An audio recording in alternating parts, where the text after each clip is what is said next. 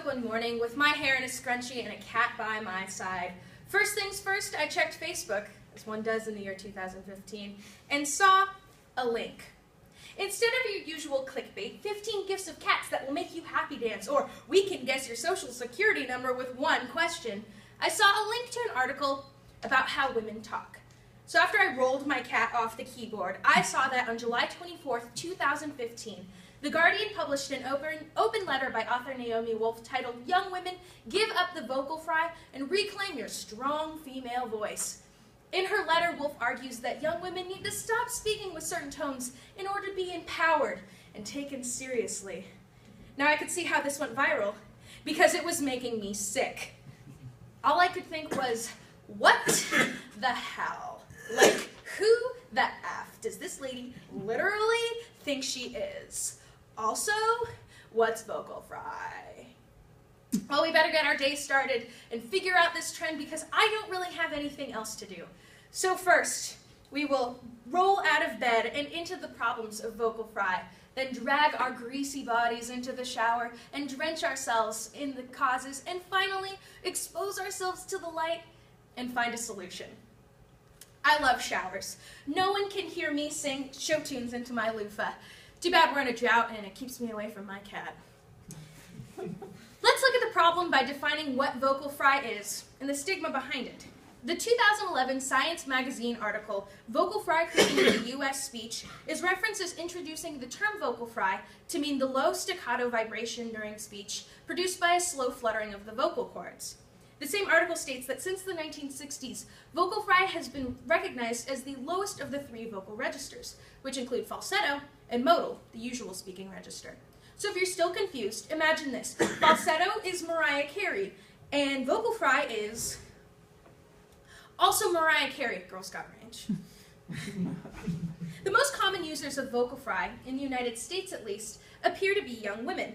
In the 2011 study by researchers at Long Island University, cited by the Science magazine article, 34 college-aged women were asked to read several sentences out loud.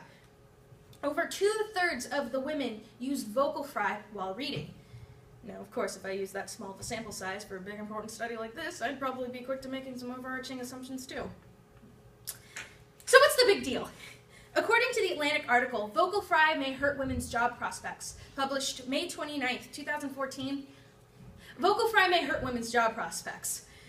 Researchers at Duke University and the University of Miami found that people preferred a normal tone of voice to vocal fry in a professional setting. Not only does it sound unprofessional, but according to angry internet commenters and old white guys, vocal fry can make users sound just plain stupid. On a January 2nd episode of Slate Magazine's podcast, Lexicon Valley, NPR's Bob Garfield referred to vocal fry as vulgar and annoying. He had his daughter demonstrate vocal fry in the show, preceding it by saying, "Ida, be obnoxious." So thank you, Mr. Garfield, for exerting your annoyance into something productive, like criticizing how young women speak.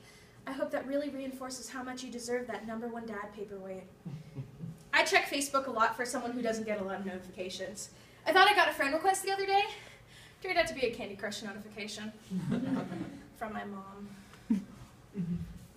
There are two causes about the uproar of vocal fry. The first, the association people have with it, and gender bias. So first, the association. Vocal fry isn't just common in your average college-age women's speech patterns. Vocal fry's association with particular female celebrities makes us feel the same about the people who speak with it. TheRichest.com published a listicle titled 10 Most Irritating Female Celebrity Voices because 10 women who need to shut the fuck up was too transparent.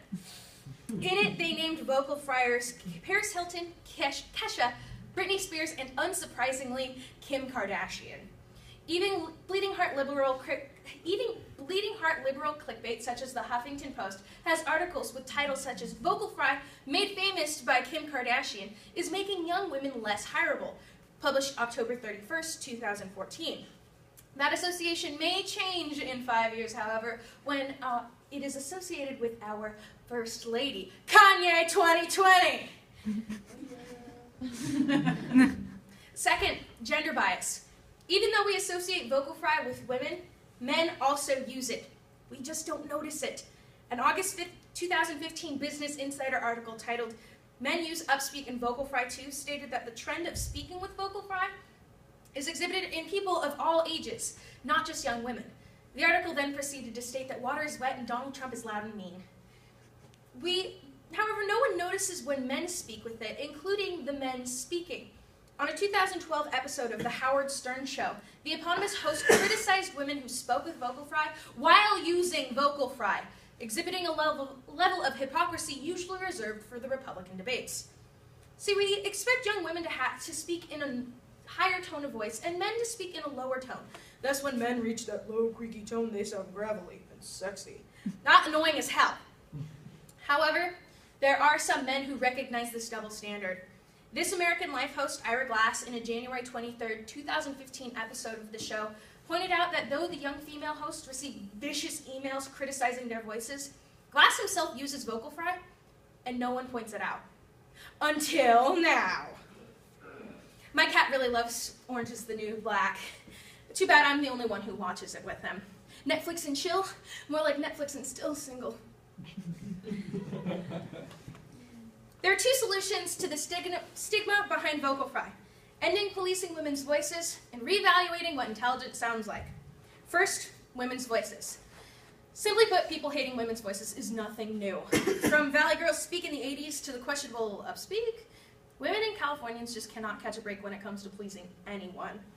However, there are less and less think pieces being published about how the excessive use of like is ruining America, which could happen with vocal fry too. But if it's taken 30 years to get over talking like this, we're going to need to speed up the process. We have to stop criticizing women for how they speak. Women should feel comfortable speaking the way they want to, and no matter how many times Howard Stern, who is best known for interviewing porn stars and mocking school shooting victims, whines about it, they're going to continue speaking the way they want to. It's time women are taken seriously for what they say, not how they say it. In fact, we need to do that for everyone. It's not just women who get the short end of this talking stick. Historically, those who sound like a hillbilly, black, foreign, or gay are not taken seriously or seen as intelligent or professional. Our concept of what intelligence sounds like seems a lot like how a straight, affluent white guy sounds, if you ask me. As a result, we value those who whitewash their voices, the people who don't sound that feminine or that black or that gay. We need to start acknowledging intelligence as the words people are saying, not how they say them.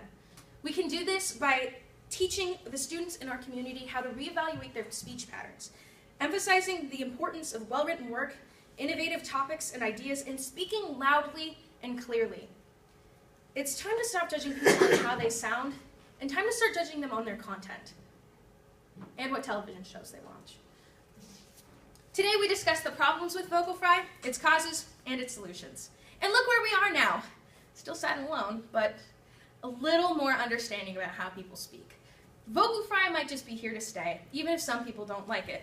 But if it's anything like women's suffrage or the works of Beyonce, that might be an indicator of how awesome it is.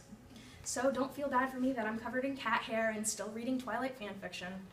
I woke up like this.